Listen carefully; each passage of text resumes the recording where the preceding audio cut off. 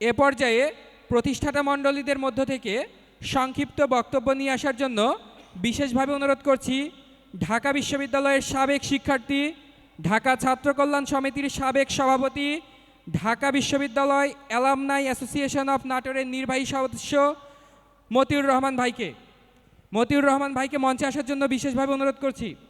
আজকের এই পিএসসিএনের মিলন মেলা এবং বরণ উৎসব 2026 এই অনুষ্ঠানে প্রধান অতিথি হিসেবে উপস্থিত রয়েছেন উত্তরবঙ্গের জাতীয়তাবাদী ধারণার রাজনীতির প্রবাদ প্রতিমপিতা এবং মহান জাতীয় সংসদের মাননীয় whip advocate M Ruhul Quddus Talukdar MP, এবং আরও উপস্থিত রয়েছেন গুরুদাসপুর বড়াইগ্রাম অর্থাৎ নাটোর 4 আসনের মাননীয় সংসদ সদস্য জনাব আব্দুল আজিজ এমপি, এবং উপস্থিত রয়েছেন সদ্য নাটোর জেলা পরিষদের সম্মানিত প্রশাসক হিসেবে যিনি নিযুক্ত রয়েছেন জনাব রহিম নেওয়াজ, যিনি আমার নিজ ইউনিয়নের চেয়ারম্যান ছিলেন, এই জন্য খুব ভালো লাগছে।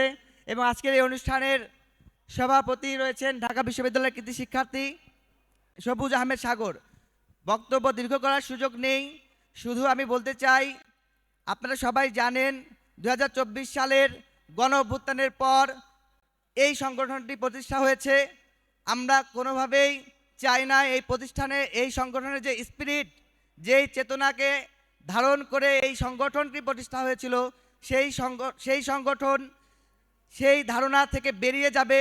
যেই চেতনা, যেই গণ অভ্যুত্থানের চেতনার পরবর্তী সময়ে 5 আগস্ট গণ অভ্যুত্থান সফলতার লাভ করে এবং 14ই আগস্ট সেই গণ অভ্যুত্থানের পক্ষের শক্তিকে নিয়ে এই সংগঠন গড়ে উঠেছে। এই সংগঠন টিকে থাকবে।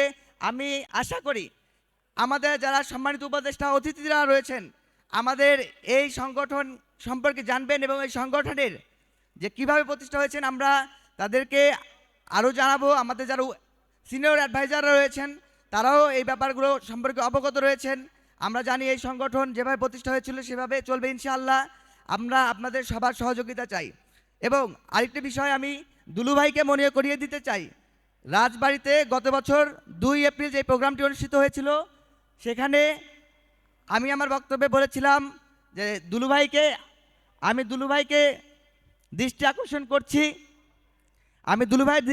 করছি যে দুলু ভাই বলেছে আমাদের দাবির প্রেক্ষিতে যে আমাদের এই সংগঠনে অনেক দরিদ্র শিক্ষার্থী রয়েছে, অনেকে বিশ্ববিদ্যালয়ে চান্স পেয়েও পরবর্তী সময়ে বিশ্ববিদ্যালয়ে ভর্তি হতে পারে না, অনেকে ভর্তি হওয়ার পর নিজেদের শিক্ষা যে ব্যয় সেটা বহন করতে পারে না।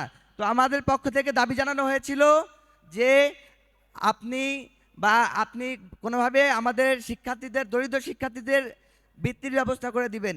দুলুভাই সেদিন বলেছিলেন আমরা যদি সরকার গঠন করি, আমরা যদি ক্ষমতায় যাই, তবে পিএসসিএনের সদস্যরা দরিদ্র শিক্ষার্থীরা বৃত্তির ব্যবস্থা করে দেব। আমি আশা করি তিনি এই ব্যাপারটি দেখবেন। এই বলে আমি আমার বক্তব্য শেষ করছি। ধন্যবাদ সবাইকে।